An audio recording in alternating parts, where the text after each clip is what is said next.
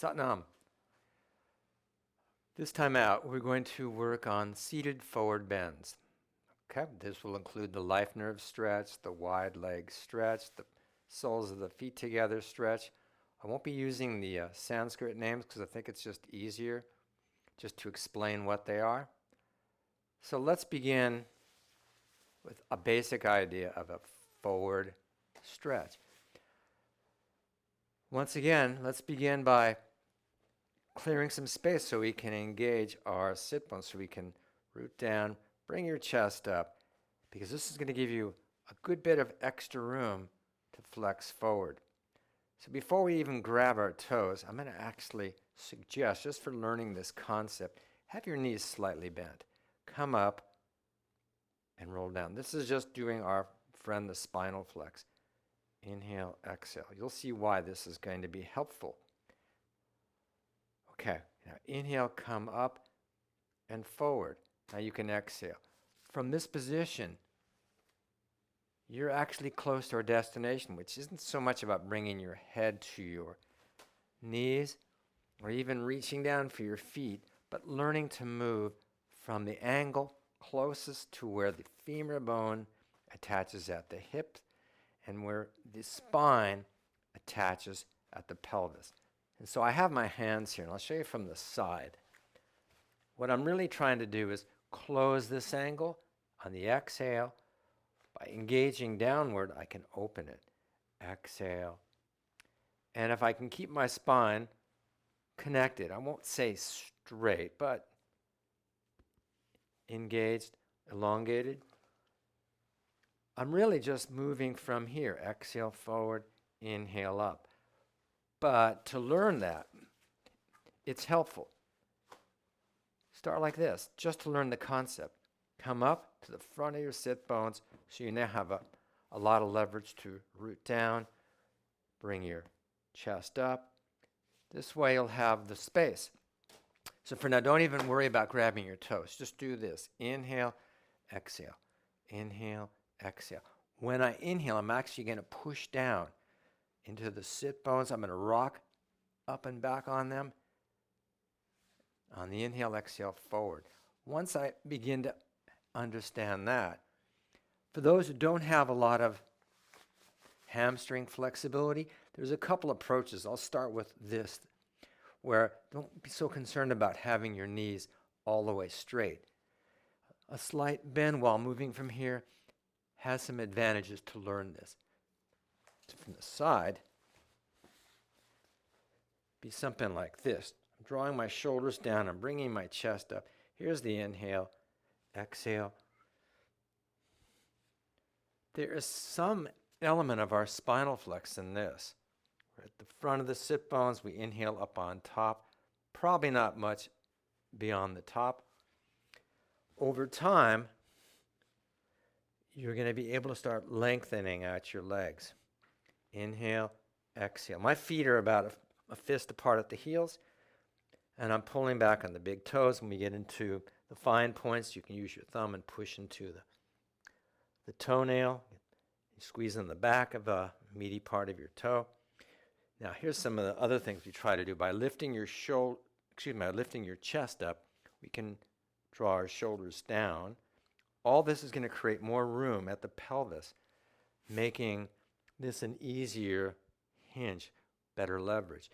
Exhale, inhale, exhale, inhale. What we want to try to avoid is the overuse of the head. A common mistake is drawing the head up and down. Inhale, exhale. And oftentimes, if we don't have enough flexibility in here, we tend to do this as well. Both of these are problematic. So I like having your knees a little bent to get a better sense of this.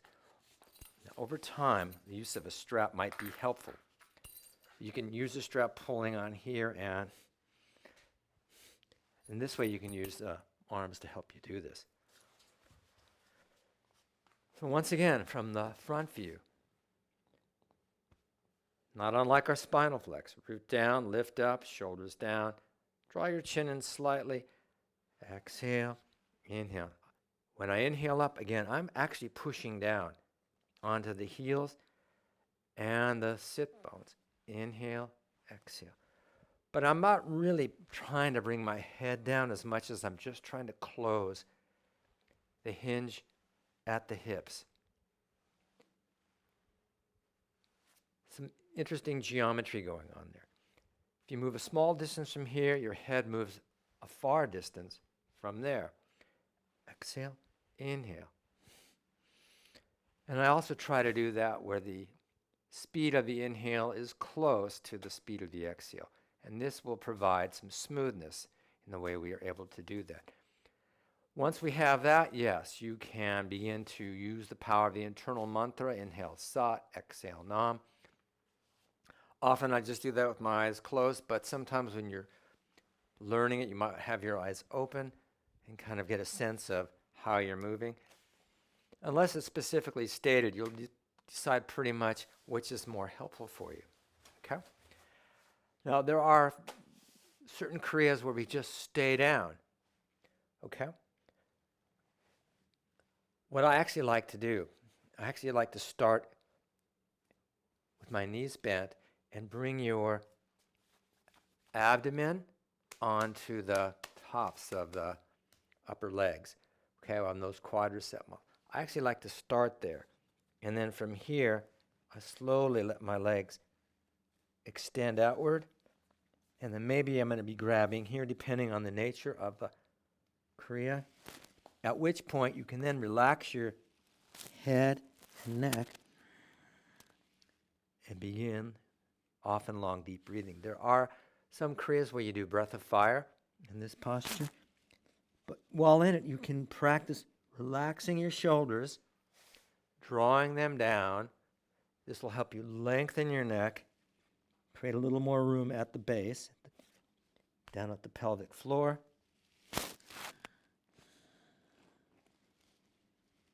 Taking your elbows out, shoulders down. Often I just play with the posture to try to find more space within it while breathing. Okay, there are a number of variations on the different breaths that are sometimes taught, but usually it's long, deep breathing. Sometimes it's breath of fire. And a little at a time, you can lengthen. Again, if you find it helpful to use a strap, because if you're here, one of the challenges, you're already on the back of your sit bones. You're back here trying to go forward. There'll be very little leverage for that. The magic happens once you're up and over at this side of it. So I find it quite helpful. Just start there. Start in that position already. And then slowly lengthen, whether you're going to start by doing it with your knees bent. You may have to, even with a strap, come on up and then creep this out. You don't have to go all the way down, just going to here and then draw your shoulders away, relax your head. To me, it's not that critical if your legs are absolutely straight. Eventually they will. Now here's something else you get to practice with it. Having done that much, the last little piece, and it's kind of a magic component of this. In this posture, if you contract the quadricep muscles up to here where you draw the kneecaps up, patella bones upward, something happens in the release of the opposite muscles of the hamstrings. So while I'm here, I'm not passive with my legs. In fact, I'm actually becoming active on these quad muscles. So you can reach down and grab your kneecaps, and if they're floating, you can try engaging these quadricep muscles, and you'll feel how now they're, and in that position, it will allow the tendons of the hamstrings to release a bit more. And there you are. Be patient. If you're not paying attention to where the pelvis is relative to the forward bend, you can put undue strain on your lower back. I've done that myself, and I know many others who have. Our enthusiasm is sometimes interfering with the process of learning. So pay attention to these tips. If you're in this position, if you're at the front of these, the risk to your lower back is pretty minimal. If you're back here and you're reaching for that, be careful. That's why it's so important to start with your foundation. In this case, it's the pelvic sit bones to root, to rise, relax, enjoy. Okay, a couple of the other ones. Butterfly pose. Same thing. If your hips aren't that open yet, you could be like this, trying to go forward like that. Again, from the side, if you're this part of the sit bones trying to go forward is challenging. So the first thing you want to do is be able to come up and preferably up and forward on these. Okay, from here, well, you've got so much more leverage to go into the posture. From here, I know I'm making it look easy, but there is some ease to this. Here's our spinal flex. Again, come up on this inhale, exhale. A couple kriyas we do that. And so I would add this little bit of spinal flex. Inhale, then exhale. Or a few of them do this. Same thing. Come up, slightly forward. And oftentimes it's the breath, inhale, exhale, breath of fiery. It's helpful actually in the kriya for the instinctual self. This is at the very beginning where you do the spinal flex here. And this is really helpful. Inhale, exhale, you're pulling here, lift up. Same thing, push down through the pelvis, rock up and forward on the sits bone with the inhale.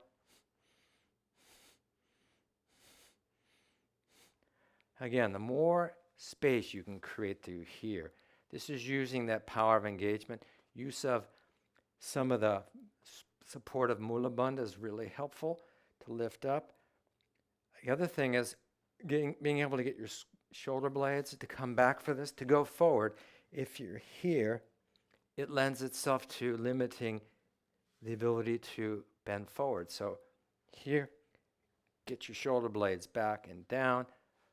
And from here,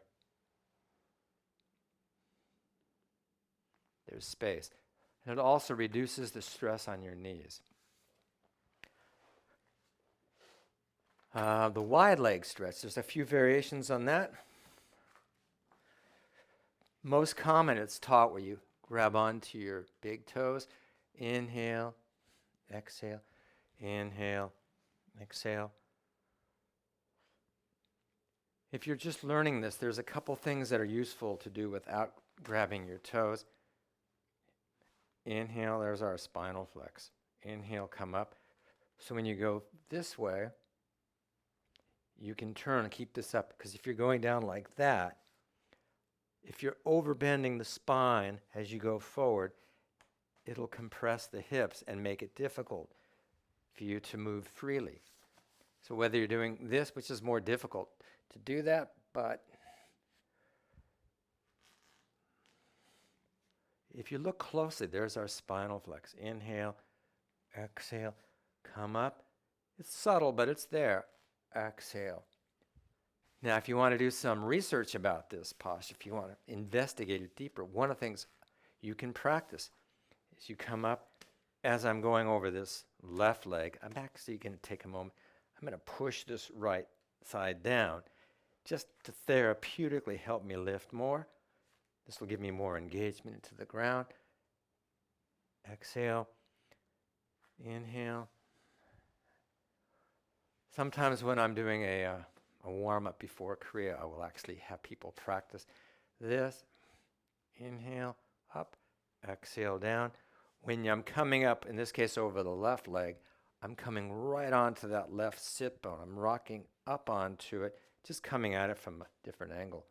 Up, coming across the center, pause. Now when I go over the right side, this left side is going to come up, but if possible, try to lengthen it downward. The left sit bone won't stay on the ground, but that's fine. Inhale, exhale. And then if you're holding on here, don't have your legs so wide apart that it's hard to move. And if necessary, great prop to have close by. Doing this is very useful. Again, you're going to contract the quads to help keep you better secured to the ground. Inhale, exhale, up. Don't be in such a hurry to just kind of go from side to side. Inhale up, exhale down, inhale up. You may notice that I'm leading more from heart, trying to avoid collapsing heart by leading from head. Again, it's a head follows heart.